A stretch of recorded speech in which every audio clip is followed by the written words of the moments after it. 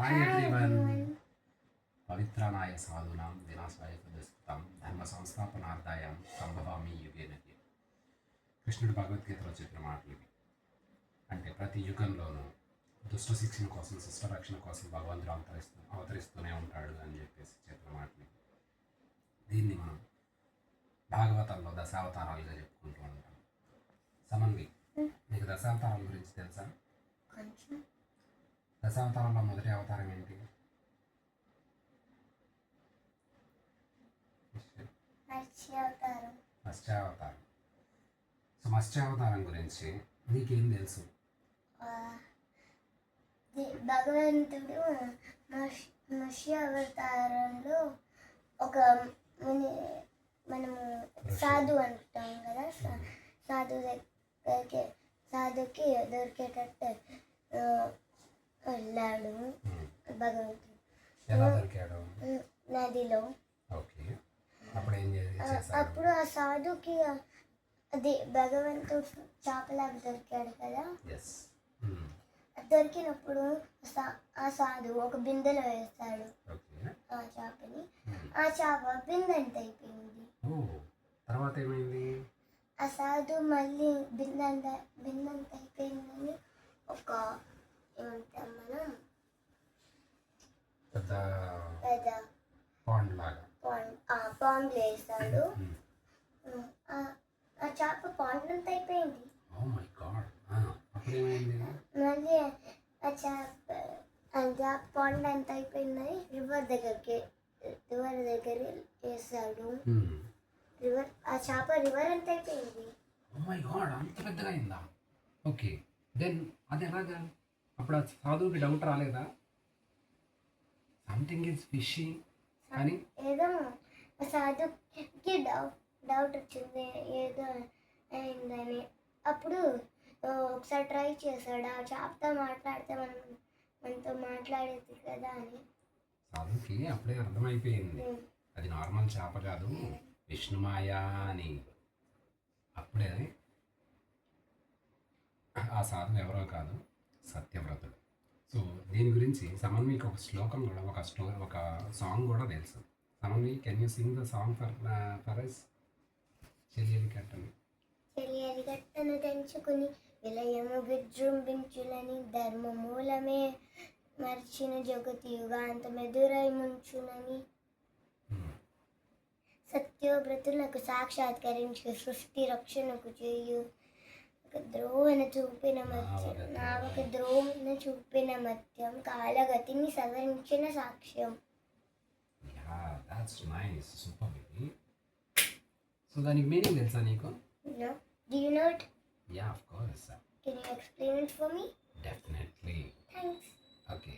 So చెలియలి కట్టను అంటే ఓషన్ కిస్ ఆర్ సీ బౌండరీస్ ఉంటాయి.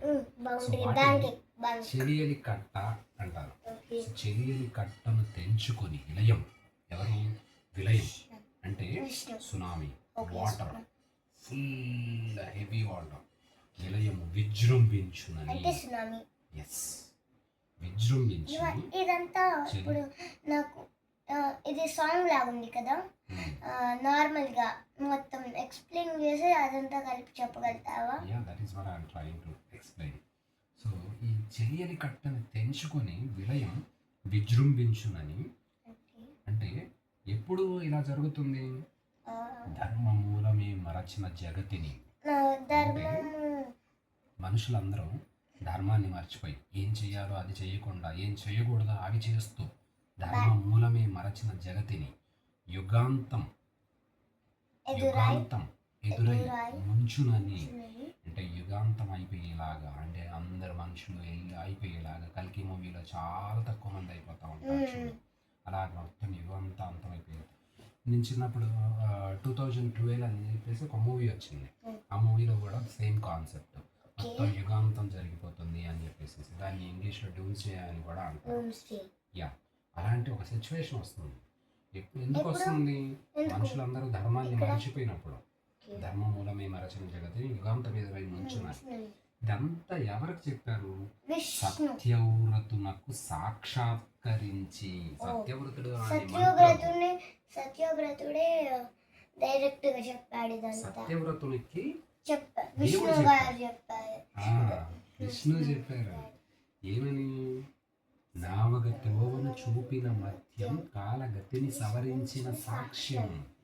నువ్వు ఒక పెద్ద షిప్ను తయారు చేసేసి ఆ షిప్లో కావాల్సిన ఇంగ్రీడియంట్స్ అంటే నెక్స్ట్ హ్యూమన్ లైఫ్ కంటిన్యూ అవ్వడానికి కావాల్సిన seeds, very good, water, birds, ఎందుకు నెక్స్ట్ హ్యూమన్ లైఫ్కి అన్నీ కావాలి. బర్డ్స్ కావాలి, యానిమల్స్ కావాలి. బర్డ్స్ లేకపోతే పురుగులను ఎవరు తినాలి? క్రాప్కి వేసినప్పుడు వాటికి. సో నేచర్ అన్ని విధాలుగా హ్యూమన్స్కి హెల్ప్ అవుతూ ఉంటుంది. స్నేక్ కూడా హెల్ప్ అవుతుంది కదా, ఎవ్రీథింగ్. స్నేక్ ఇప్పుడు ఎలుకలు గ్రెయిన్స్ ని తినేస్తాయి కదా, గ్రెయిన్స్ తినేటప్పుడు స్నేక్ ఎలుకల్ని తినేస్తుంది, అప్పుడు మనకి గ్రెయిన్స్ సేవ్ అవుతాయి. That's right, that is also called food cycle. మనకి ఫుడ్ సైకిల్ రావాలి అంటే అన్ని animals, birds, everything science lesson లో కూడా వచ్చింది ఇది. రైట్. సో అలాగా అన్నిటినీ తీసుకొని ఆ షిప్లో వేసి ఉంచు. నేను ఎలా చూపిస్తానో అలాగా నావను త్రోవగా, నావలాగా త్రోవ నేను ఎలా డైరెక్షన్ చూపిస్తాను, అదే కంపాస్ యూస్ చేస్తాను కదా ఇప్పుడు, అలాగా విష్ణుదేవుడు ఆ షిప్ ని తీసుకెళ్తున్నాడు. ఆ షిప్ ముందుండేసి అలా ఎలా వెళ్తే అలాగా నువ్వు దాన్ని డ్రైవ్ చేసుకుంటారా. వీళ్ళతో పాటు 7 మెంబర్ సైంటిస్టులను కూడా తీసుకుని రమ్మన్నాడు. వాళ్ళు ఎవరో గుర్తుందా నీకు? సప్తర్షులు. సప్తర్షులు చాలా నాలెడ్జ్ ఉంటుంది.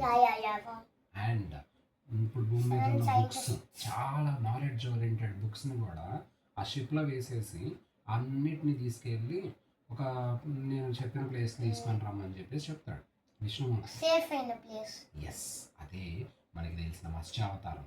ఇంకొక ఇంట్రెస్టింగ్ తెలుసా? I think it's Himalayas, on top of the Himalayas. ఆయన తర్వాత మను ప్రభువు అని కూడా పిలిచేవాళ్ళు, మను. అండ్ ఇక్కడ ఇంట్రెస్టింగ్ థింగ్ ఏంటి అంటే ఇదే కాన్సెప్ట్ ఈవెన్ బైబిల్లో కూడా ఉంటుంది. నోవాహ్ అనే ఒక పర్సన్కి గాడ్ సౌండ్ ద్వారా దానికి వినిపిస్తాడు. Same concept. ఇలా చేస్తే కావాల్సిన ఇంగ్రీడియంట్స్ అన్ని అక్కడ గాడ్ కనిపివ్వడు, ఇక్కడ గాడ్ కనిపిస్తాడు in the form of fish. So అక్కడ గాడ్ వాయిస్ మాత్రమే వినిపిస్తుంది. ఆ వాయిస్ ని ఫాలో అయిపోయి నోవాహ్ అనే పర్సన్ ఇలా గాడ్ అన్ని అరేంజ్ చేసేసి ప్లాన్ చేస్తాడు. సేమ్ ఇదే కాన్సెప్ట్ని 2012 అని చెప్పేసి ఒక మూవీలో కూడా మనకి చూపించారు. అన్నీ కావాల్సిన ఇంగ్రీడియంట్స్ అన్నీ. ఈవెన్ ఆ మూవీలో అయితే పికాసో పెయింటింగ్ని కూడా తీసుకెళ్తారు. చాలా బుక్స్, చాలా important books. It is art related thing. No, so మన లెగసీని కంటిన్యూ చేయాలి అంటే హ్యూమన్ లెగసీని. ఇట్స్ నాట్ ఓన్లీ ఫర్ ఈ కంట్రీ ఆ కంట్రీ అని కాదు. మనం హ్యూమన్స్ అనే ఒక ఐడెంటిటీ, దానికి చాలా ఇంపార్టెన్స్ ఉంటుంది. పికాసో ఎవరేసారో తెలుసా? పికాసో పెయింటింగ్ తెలుసా? And it's Mona Lisa painting. Da Vinci అని, Leonardo da Vinci is a great person. ఈ రోజు మాకు జీకే పీరియడ్ వచ్చింది. దాంట్లో వచ్చిందా లియోనార్డో డావిన్సీ గురించి? మొనాలిసా పెయింటింగ్ ఎవరేసారు అనేది వచ్చిందా? లాస్ట్ సప్పర్ గురించి వచ్చిందా? ఓకే, ఐ థింక్ ఇప్పటికే వీడియో చాలా లెంత్ ఎక్కువ అయిపోయినట్టుంది. అందరం మనం ఆడియన్స్కి బాయ్ చెప్దాము, వ్యూవర్స్కి.